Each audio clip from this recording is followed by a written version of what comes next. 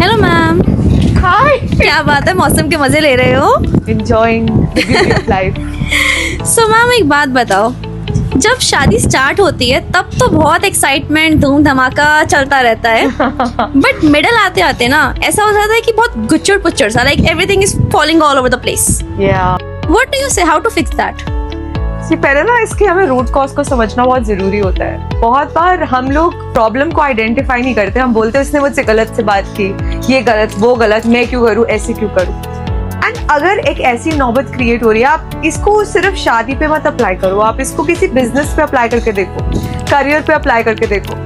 अगर आप किसी ऐसे बिजनेस में जाते हो जहाँ पे क्लियरली डिफाइंड रोल्स नहीं है, तो उस कंपनी की हालत क्या होगी. वो एक सर्टेन लेवल तक तो ग्रो करेगी जहाँ तक मेन ओनर संभाल रहे हैं, पर जैसी एक्सपेंशन की बात आएगी तो वहाँ पे पता ही नहीं है कि भाई अकाउंट संभालनी है कि सेल संभालना है, क्या सफाई भी मैंने ही करनी है या ये भी मुझे करना है, किसकी डांट कब मुझे पड़ जाएगी मुझे मालूम नहीं. And then there will be a whole new बुचड़ मुचड़ गोइंग अराउंड. सो ये सेम चीज हमारे पर्सनल लाइफ पे भी अप्लाई होती है ना. तो what is the difference between a company which is a well organised company and a गुच्चड़ मुच्चड़ कंपनी इज उसके अंदर कितने क्लियरली डिफाइंड सिस्टम्स होते हैं, कितनी क्लियर डिफाइंड रिस्पॉन्सिबिलिटीज होती हैं कि भाई क्या क्या काम मुझे करना है मुझे बता दो, क्या क्या काम मुझे नहीं करना मुझे क्लियरली डिफाइन कर दो.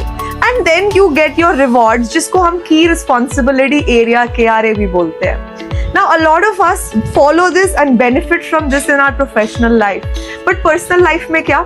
So, there is a very, very important need of creation of KRAs in your married life.